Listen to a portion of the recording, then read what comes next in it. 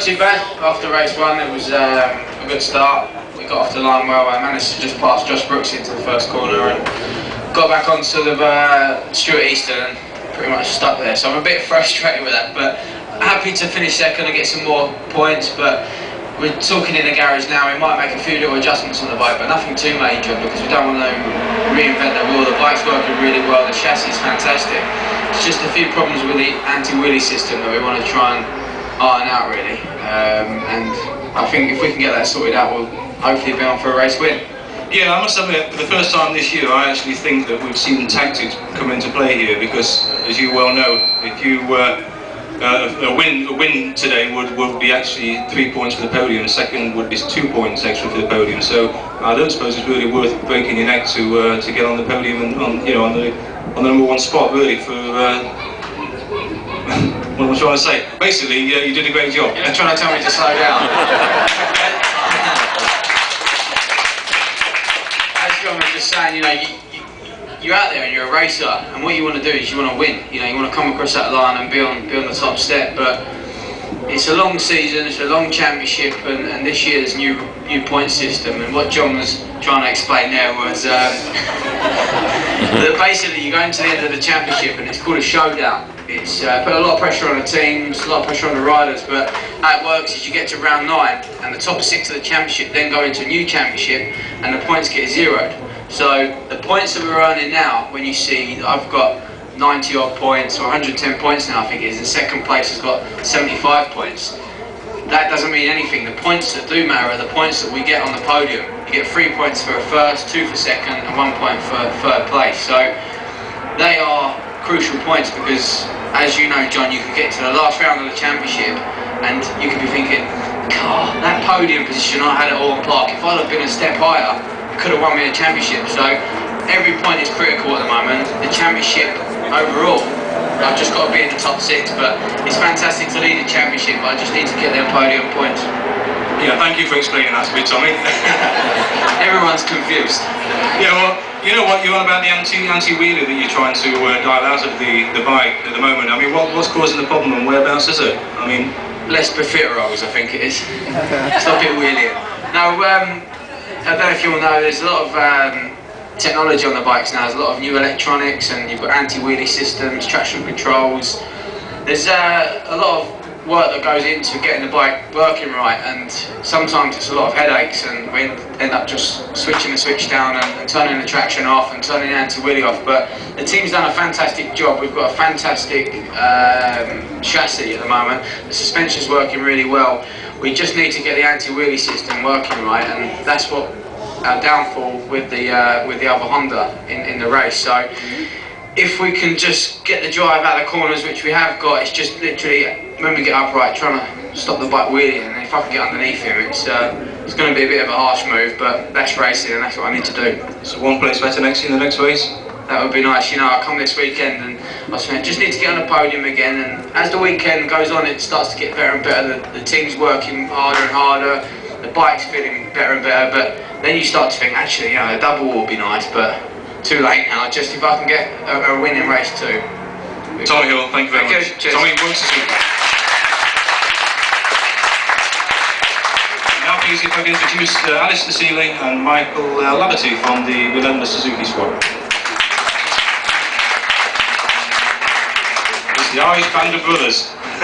I'll tell you what a race that was, absolutely fantastic. I know that, Michael, you were slightly off the pace to start with. It looked like you were trying to get things working well and then digging towards the end. Yeah, the early part of the race was a real struggle for me. The first 10 laps I couldn't stop the thing anywhere to make my apexes. And then as the fuel load lightened, it was actually become easier. So the last half of the race I could put a bit of a push on, but I still wasn't 100% comfortable. I was still making mistakes, just trying to ride it at my normal pace, so I had to actually slow down to go a bit faster. But yeah, I ended up 5th in the end, which was okay.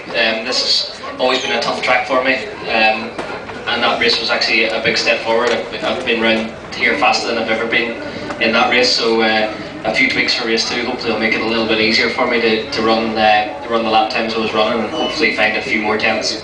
Well, for sure. I mean, this time you're going to be actually starting from the second row of the grid, so obviously that's going to be a bit of an advantage. Yeah, that's it. Up one row in the grid now, so if I can make a slightly better start inside the top 5 and try and hang on there. I know Tommy and Stuart have a pretty fast pace, and I don't think I could match them today, but you never know. If I could get in there behind them, I might be able to hang on. But we'll just wait and see. If I can make a good start, hopefully the podium's possible there. My brother John, who I had passed a couple of laps previous, ended up getting the last spot in the podium, and I ended up getting 5th. I see you have to get in that you actually did pass him at one point then. Yeah. Now, we did touch on this actually at Folkestone last weekend. You know, what's it going to be like when or if your brother actually beats you? Will you still be talking to him, or will you be smiling? But obviously, yeah, at the moment it's the worst case scenario because of my brother and Alistair, the 3 of us. So it's a brother and a teammate. So you don't want to be taking anybody down, but at the end of the day, there's no prisoners when you're out there. I actually, last corner, myself and Alistair came out of there side by side, and I could have cut the nose off him, but I thought, nah, I dulled up, and I thought I had it, but he actually sneaked by me by 0.006 of a second and stole the 4th place. So, like I said, it is no prisoners, and sometimes I can be a bit too nice, but that's racing. You have to get stuck in, I think. Talking about being nice, somebody here that's standing next to you that's not very nice actually. Kieran is looking for you with a lump hammer. I think he's trying to smack you over the head with it. What a fantastic race of Alistair. I mean, that race was sort of 3 parts. The first part, well, then you sort of managed to get overtaken by Josh Brooks, then charged back again, and then a bit of a mistake towards the end. So talked about it. Yeah, I got a decent enough start. Didn't drop many positions. Started 5th and was 5th in the first lap. And just sort of was losing a bit in some sectors. Sector 1, I'm really good. You know, I think I'm fastest through there. From the start-finish line to the Shell hairpin, I'm probably the quickest. It's just the 2 chicanes after it, so it's something I have to polish up on. During the race, I noticed that. Following Josh, sort of what Tommy was talking about, the anti-wheelie. We need to get it dialed in a wee bit better. I'm just trying to do it all with the throttle, but I've talked to Leon Haslam. He was over. We spoke about the chicane, so hopefully we can try something there. But as Michael said, you know, come the last lap, it was actually me missing a gear coming out of Britain's chicane that allowed John and Michael to get up alongside me in the top, and then it was a mad braking thing into his chicane. So I had visions of last year getting launched, hitting the eject button, you know, the back end coming round on the brakes. So I settled down, and then I just tried to push because I just dropped 2 places just like that because of a missed gear, and I wasn't too happy about it. So I got really good drive past Michael coming down into the lodge, and then run a bit wide. And as he said, the 2 of us came across, and he could have chopped the nose off me, but I think I probably would have took the plastic bollards out of. I would have just stuck to my line, and the 2 of us probably would have rubbed paint. But it was good. I think it was just because I went to the toilet before I went out to the race that got me that bit of drive, and hooked another gear and tucked it behind the bubble and managed to get it back. You know, it's just a blink that there. So a few wee changes to the bike probably for the next race. I'm starting from the same position as the first race. Get a good launch, maybe get in behind Tommy and Stuart, try and get pulled away from the rest of the guys. But as you say, you know, Keogh will probably be out to get me, but hopefully I can stay out of his way and get away from him. I'm sure you're big enough to handle him, that's for sure. But no, I mean, I've seen it so many times in racing in this particular circuit. You know, the first race is a bit here and there, but then the second race, everybody just digs in, and then it's just like a massive fight for a win. And I'm absolutely convinced that you guys can do it. And very soon we're actually going to see 3 Suzukis on the podium, I'm sure about that. Ladies and gentlemen, Michael Laverty and Alistair Seeley.